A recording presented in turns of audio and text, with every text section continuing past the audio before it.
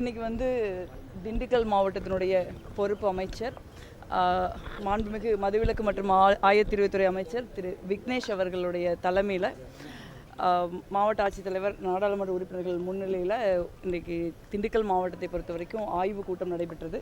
ஆய்வு கூட்டத்தில் வந்து முக்கியமான விஷயம் வந்து மாண்புமிகு அமைச்சர் அவர்கள் வந்து 2-3 விஷயத்தில் அரசாங்கத்தினுடைய பாலிசியில் அவங்க ரொம்ப கிளியராக இருக்காங்கன்னு தெரியுது. ஒன்று வந்து எந்த சூழ்நிலையிலும் படிக்கிற இடங்களில் எந்த விதமான போதைப் பொருட்களும் படிக்கிற இடங்களுக்குள்ளேயோ அதை சுற்றி இருக்கிற ஏரியாக்கள்லையோ இருக்கக்கூடாது. அது சம்மந்தமாக ஒரு கடுமையான நடவடிக்கை எடுக்கணுங்கிற ஒரு விஷயத்தை முன் வச்சுருக்காங்க. அதே போல் வந்து நீங்கள் சில இடங்களில் மண் அள்ளுறது வந்து 10 மணிக்கு மேலே அள்ளுற மாதிரி சில இடங்களில் புகார்கள் வருது. அதனால் அப்படி யாராவது அள்ளுனா அவங்க யாராக இருந்தாலும் உடனே வண்டியை சீஸ் பண்ண சொல்லியிருக்காங்க. அதே மாதிரி மருத்துவ கட்டமைப்புகள் நம்ம ஓரளவுக்கு மேம்படுத்தியிருக்கோம். இருந்தாலும் இருக்கிற மருத்துவ கட்டமைப்புகளை வந்து எப்படி கரெக்டாக பயன்படுத்துறது, குறிப்பாக ஆம்புலன்ஸுகளெல்லாம் ஸ்ட்ராட்டஜிக்கான இடங்களில் எப்படி நிறுத்துறது, அப்போ தான் வந்து ஒரு அவசர சிகிச்சைக்கு அவங்க ஒரு 20 நிமிஷத்துக்குள்ளே அருகில் இருக்கிற ஹாஸ்பிட்டலுக்கு போக முடியும். இந்த மாதிரி விஷயங்கள் பற்றி நிறைய கலந்துரையாடல்கள் நடந்திருக்கு. முக்கியமாக கல்வி, பொது மருத்துவம், இந்த போதைப் பொருள் பழக்கத்திற்கு எதிராக நம்ம செய்ய வேண்டிய விஷயங்கள், இது பற்றி ரொம்ப தீவிரமான ஒரு ஆய்வு நாங்கள் மேற்கொண்டிருக்கோம். இப்போ தான் முதல் முறையாக தாவேக அரசு பொறுப்பேற்றதுக்கப்புறம் மண்மிகு அமைச்சர் ஒருவரோட நான் ஒரு ஆய்வு கூட்டத்தில் பங்கேற்கிறேன். அவங்களுடைய நம்ம என்ன செய்யணும், அதை எப்படி செய்யணும் அப்படிங்கிறதுல அவங்களுக்கு ஒரு தெளிவான கிளாரிட்டி இருக்குது. அதே மாதிரி எந்த விதமான சமரசமும் செஞ்சிடக்கூடாது, அப்படி எந்த டிபார்ட்மெண்ட்டாக இருந்தாலும் அப்படிங்கிறதுலையும் அவங்க ரொம்ப உறுதியான நிலைப்பாட்டோடு இருக்காங்க. அதே மாதிரி ஒரு பிரச்சனைக்கு வந்து என்ன மாதிரியான தீர்வுகளை முன்வைக்க முடியும், ஒரு பிரச்சனை எப்படி வருது அப்படிங்கிறத பற்றி அவங்களுக்கு ஒரு தெளிவான அணுகுமுறை இருக்குது. அவர்கள் புதியவர்களாக இருந்தால் கூட, ஆட்சிக்கும் அரசியலுக்கும் புதியவர்களாக இருந்தால் கூட அவங்களுக்கு சமூக பிரச்சனைகளை பற்றி ஒரு அரசாங்கம் அதை எப்படி அணுகிறதுங்கிறத பற்றி ஒரு தெளிவான ஒரு கிளாரிட்டி இருக்குது. அது ரொம்ப மகிழ்ச்சியான விஷயம்னு நினைக்கிறேன். அதே போல் மாவட்ட ஆட்சித்தலைவர்களும் புதுசாக தான் சேர்ந்துருக்காங்க. இருந்தாலும் 3 நாளில் அவங்களுக்கு நம்ம டிஸ்ட்ரிக்ட் பற்றி ஒரு பெரிய கிளாரிட்டி இருக்குது. அவங்களும் அவங்களுடைய அனுபவங்களை பகிர்ந்துக்கிட்டாங்க. அது ரொம்ப நல்ல விஷயம் நான் நினைக்கிறேன். ரொம்ப சிறப்பாக அதேமாதிரி திண்டுக்கல் நாடாளுமன்ற உறுப்பினர், நிலக்கோட்டை சட்டமன்ற உறுப்பினர்லாம் கலந்துக்கிட்டாங்க. நாங்கள் எல்லாரும் எங்களுடைய கருத்துக்களை வந்து முன் வச்சோம். எப்படி அங்கன்வாடி, பள்ளிக்கூடங்கள், இந்த இருக்கிற இன்ஃப்ராஸ்ட்ரக்சர் கேப்பை வந்து சரி பண்ணுறது, எப்படி பெண்களுக்கான மருத்துவ கட்டமைப்புகளை வந்து நம்ம உறுதி செய்கிறது, கேன்சர் மாதிரியான வியாதிகளிலிருந்து எப்படி நம்மளை தற்காத்துக்கிறது, இந்த மாதிரி பல்வேறு தீவிரமான விஷயங்கள் நடந்து ஒரு சிறப்பான ஆய்வு கூட்டம் நான் நினைக்கிறேன். ராதாகிருஷ்ணன் உள்ளிட்டவங்க தொடர்ந்து காங்கிரஸ் கட்சியை விமர்சிச்சுட்டு வராங்க. நேற்று கூட எக்ஸ்பதிவில் வந்து மாணிக்கம் தாக்கூர் மிக கடுமையாக இல்லை, காங்கிரஸ் கட்சி ஒரு கண்ணியமான அரசியல் செய்கிற ஒரு கட்சி. எந்த காலத்திலையும் காங்கிரஸ் கட்சி தனது அரசியல் நாகரிகத்தை கைவிட்டு யாரையும் விமர்சித்தது கிடையாது.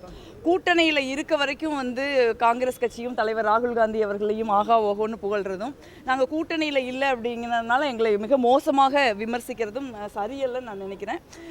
அனிதா ராதாகிருஷ்ணன் அவர்களுடைய விமர்சனம் சரி, அதற்கு அவர் பயன்படுத்துகிற மொழியும் சரி, முழுக்க முழுக்க அநாகரிகமானது.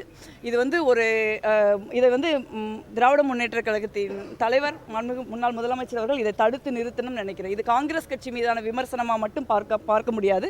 இது திமுகவை சேர்ந்தவர்கள் என்ன மாதிரியான வார்த்தை பிரயோகத்தை பயன்படுத்துகிறார்கள், அது அவங்களுடைய தரத்தையும் அதில் அது பிரதிபலிக்குதுங்கிறத அவங்க கவனத்தில் வச்சுக்கணும். தலைவர் ராகுல் காந்தி குடும்பம் இந்த மண்ணில் வந்து அவங்க மிகப்பெரிய தியாகத்தை தான் செஞ்சுக்கிட்டு இருக்காங்க. அவங்க எந்த பதவிக்கு ஆசைப்பட்டது கிடையாது. அதே மாதிரி இன்றைக்கி இந்தியாவில் நரேந்திர மோடியை எதிர்த்து உறுதியாக சமரசமற்று போராடுகிற ஒரு தலைவர் இருக்கிறார் அப்படின்னா அது தலைவர் ராகுல் காந்தி தான். இன்றைக்கும் வந்து ஒரு பெரிய அரசியல் குடும்பத்தில் பிறந்து ஒரு 3 பிரதமர்களை பார்த்த குடும்பத்திலிருந்து வந்த ஒருவராக இருந்தால் கூட இன்றைக்கும் தரையில் இறங்கி இந்தியா முழுக்க, இந்தியாவில் காஷ்மீர்லேருந்து கன்னியாகுமரி வரைக்கும் நடக்கிற ஒரு தலைவர், சாதாரணமாக அந்நாடு வந்து எளிய மக்களோட போய் அரசியல் செய்கிற ஒரு தலைவர்னா ராகுல் காந்தி அவர்கள் தான். அவரை பற்றி விமர்சிக்கிற அருகதை யாருக்கும் கிடையாதுன்னு நாங்கள் நினைக்கிறோம்.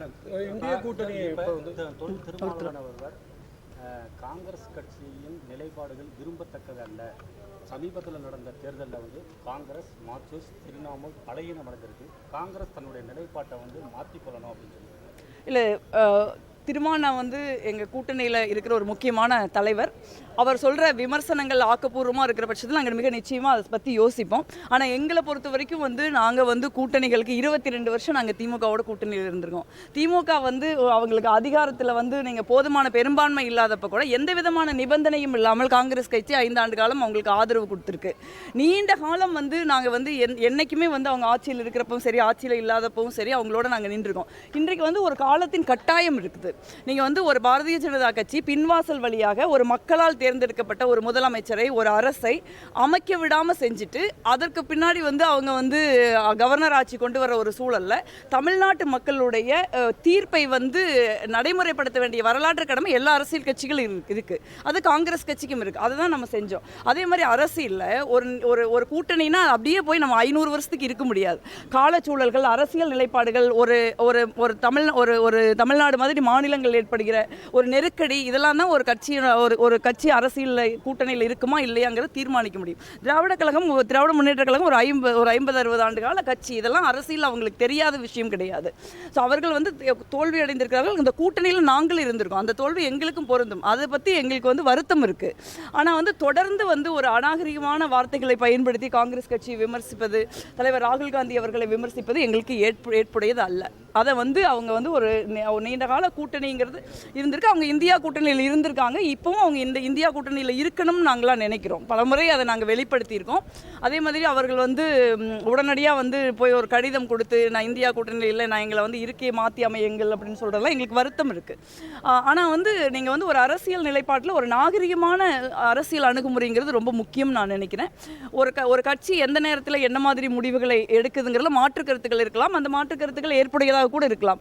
பட் ஆனால் அதுக்காக நீங்கள் ஒரே வழியாக வந்து ஒரு மோசமான அரசியல் விமர்சனங்களை வைப்பது நாகரிகமாக இருக்காதுன்னு நான் நினைக்கிறேன். எங்களுக்கும் பதிலுக்கு பேச முடியும்.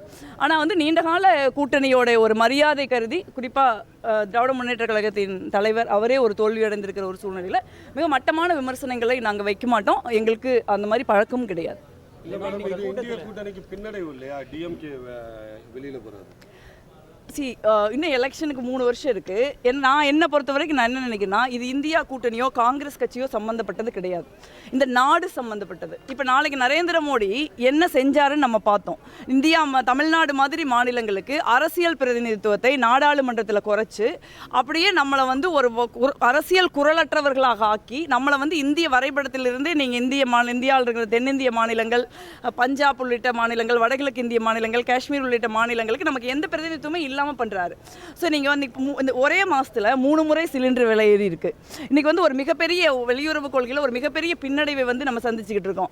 இந்த மாதிரியான ஒரு சூழலை நாட்டை காக்கிறது முக்கியம். நம்ம காங்கிரஸோட ஒன்றா இருக்கிறோமா, இல்லை திமுகவோட ஒன்றா இருக்கிறோமா, சிபிஎம்மோட ஒன்றா இருக்கிறங்கிற முக்கியம் இல்லை.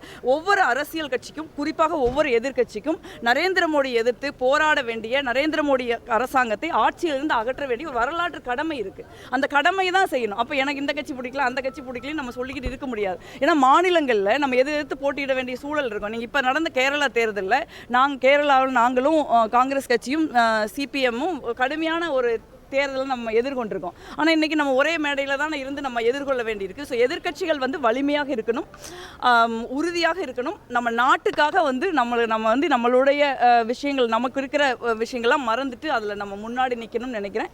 அதை அவங்க புரிஞ்சுக்குவாங்கன்னு நான் நம்புகிறேன். மேடம், வேடசந்தூர் தொகுதியில் அதிகமான குவாரிகள் வந்து அளவுக்கு அதிகமாக வந்து கனிம வளக்கொள்ளை நடந்ததாக வந்து சமீபத்தில் ஒரு இது போயிட்டு, ஆனால் வந்து இப்போ வெளிப்படைத்தன்மை அதிகமாக இருக்குன்னு சொல்லிட்டு இந்த தாவேக்கா ஆட்சியில் வந்து சொல்கிறாங்க. ஆனால் நீங்கள் இருக்கக்கூடிய வந்து திண்டுக்கல் மாவட்டத்திலே அதிகமாக குவாரிகள் எங்கே இருக்குது அப்படின்னு பார்த்தீங்கன்னா வேடசந்தூர் தொகுதியில். இது சம்மந்தமாக நீங்கள் ஏதாவது இல்லை நீங்கள் வந்து இயற்கை வளங்களை பொறுத்த வரைக்கும் இந்த அரசாங்கம் ரொம்ப தெளிவாக இருக்காங்க. அமைச்சர் மாண்புமிகு அமைச்சர் திரு பிரபு அவர்கள் எல்லா இடங்களுக்கும் அவரே போய் அவங்க ட்ரோன் விட்டு அவங்க எவ்வளோ தூரம் வந்து வெட்டியிருக்காங்க அப்படிங்கிறத பார்த்து அது வந்து உடனடியாக வந்து அது வந்து சட்டத்திற்கு அப்பாற்பட்டு இருந்தால் அந்த குவாரிகள் சீல் வைக்கப்படுது. இன்னும் நம்ம மாவட்டத்துக்கு அமைச்சர் ரெவ்யூ வரல. மிக நிச்சயமாக இயற்கை வள கொள்ளை நடக்கக்கூடாது. அதில் எந்த மாற்று கருத்தும் இல்லை. ஏன்னா இயற்கை வளங்களை நம்ம அதிகமாக சுரண்ட நீங்கள் வெப்பம் அதிகமாகுது, நம்மளுடைய கிளைமேட் சேஞ்ச் ஆகுது, மழை பெய்யறதுல பிரச்சனைகள் வருது, அப்புறம் விவசாயம் பாதிக்கப்படுது, சிறு நிலநடுக்கங்கள் வருது. அதனால் அது மண்ணால்றதான் சரி, மணலால்றதா இருந்தாலும் சரி, மற்ற இயற்கை வளங்களாக இருந்தாலும் சரி, அதை தடுத்து நிறுத்த வேண்டும் என்கிற தாவேக்கா அரசாங்கத்தினுடைய நிலைப்பாடு, மாண்புமிகு முதலமைச்சர்களோட நிலைப்பாடு வரவேற்கத்தக்கது.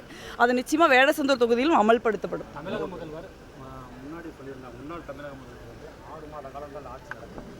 சமீபத்தில் பேசிய கூட்டத்தில் என்ன சொன்னால் 3 மாத காலம் முடியும் காப்பு பிடிக்காது அப்படின்னு இல்லை, அதை தொடர்ந்து அதிமுகவின் பொதுச் செயலாளர் அவர்களும் திராவிட முன்னேற்ற கழகத்திலையும் சொல்கிறாங்க.